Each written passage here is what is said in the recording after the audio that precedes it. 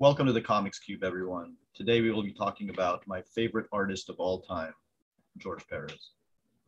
I can't tell you what my first comic ever was. I have an older brother. I've said this in several interviews.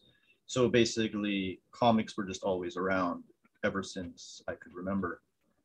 I can tell you, however, that the comic that I remember first being enraptured by was the Who's Who in the DC Universe. So what Who's Who in the DC Universe was, it wasn't actually a comic. It was a series featuring profiles of all the different characters in the DC Universe, all the way from Superman to the most obscure characters you can think of. And I loved it. It introduced me to a whole world, a whole multiverse of ideas. So, you're comic fans, we've been fascinated with the multiverse for a very long time. What really got me about these comics, these Who's Who comics, were the covers. All of these characters just interacting together. And it just provided a real sense of wonder. And most of these covers were drawn by George Perez. He was one of only two artists that I could name as early as 4 years old. The other one is John Byrne.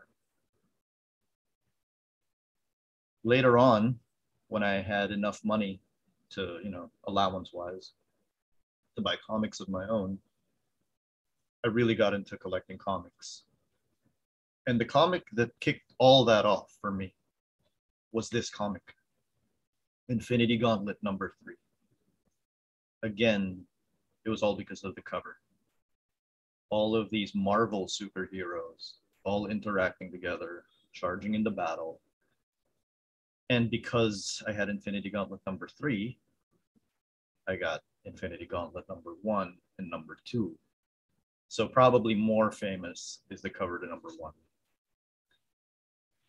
And for those of you who have never read this but have seen the movies, probably the most famous thing is this sequence, the Thanos snap. Many, many years later, the entire Infinity Saga of the Marvel Cinematic Universe would be based on the first comics I ever bought. And that really meant something. So, suffice it to say, Infinity Gauntlets #1 to 3 and most of #4 were drawn by George Perez. So very quickly, pretty much definitively, as a kid, my favorite artist was George Perez, except there was a period of time when he seemed quite inactive.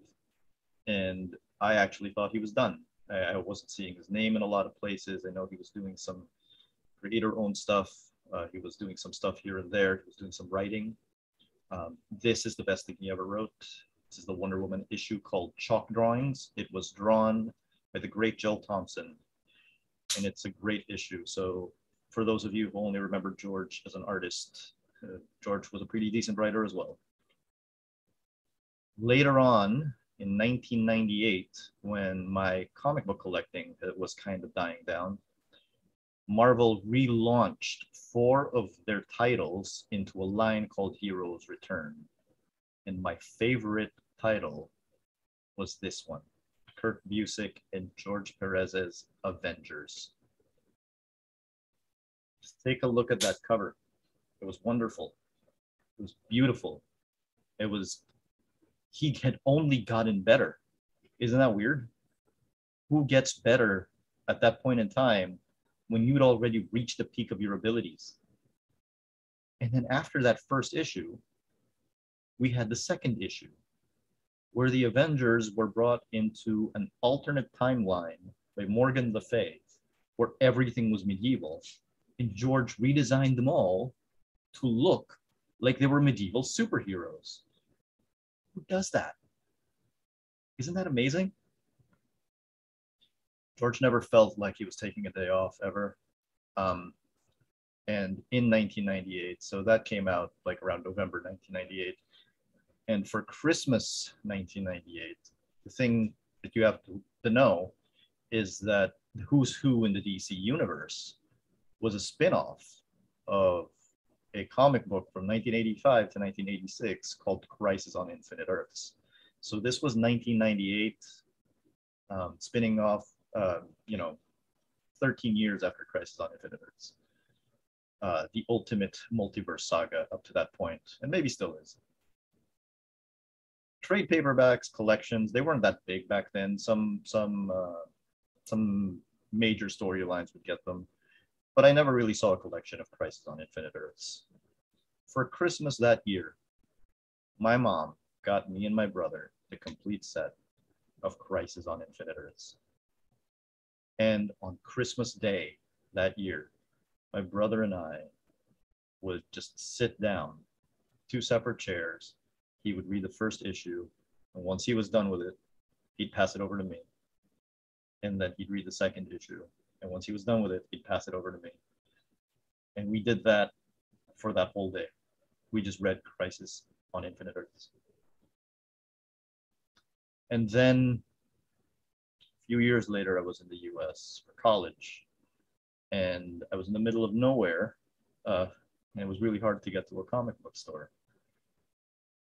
When it was announced that Kurt Busiek and George Perez would finally create the ultimate comic book crossover, JLA Avengers.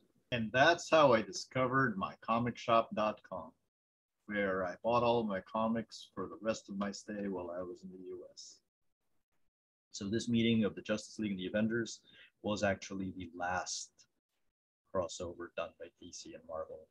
And not only was it the last crossover done by DC and Marvel, it also feels like a goodbye to those eras of the Justice League and the Avengers. And you'll know what I mean if you ever take the time to read those two comics in those separate eras. But look at that. Look at all of those characters. Isn't that wonderful? Isn't that great? Every Justice Leaguer who ever joined the team, and every Avenger who was ever an Avenger, they joined this team. They were in this series because George Perez just wanted to draw everyone.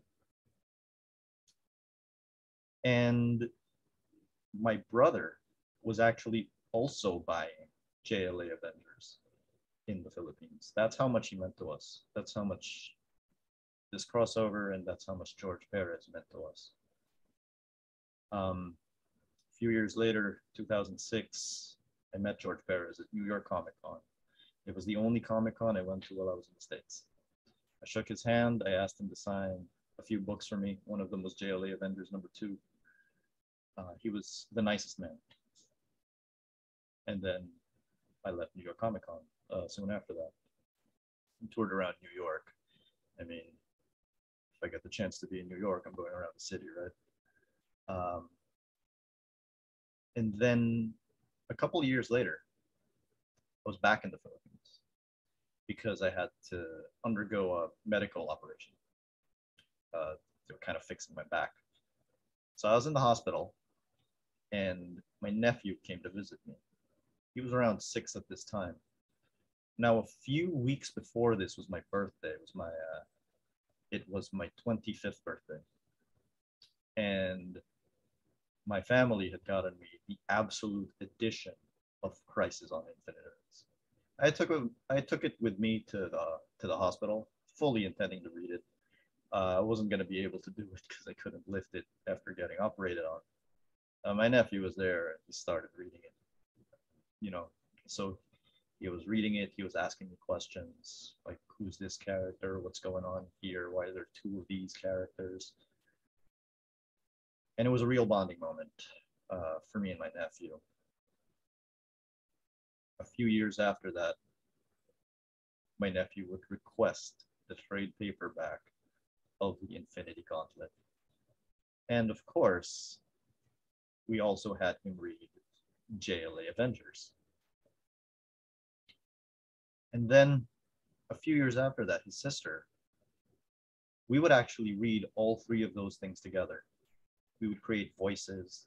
We would do sound effects. That's just what we did. George Perez means a lot to me.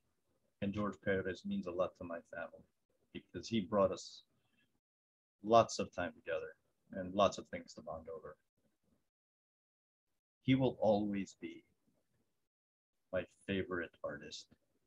With all due respect, everyone I have ever interviewed for this channel, all of whom are amazing, George Perez will always be the answer to the question, who is your favorite comic book creator who has ever lived?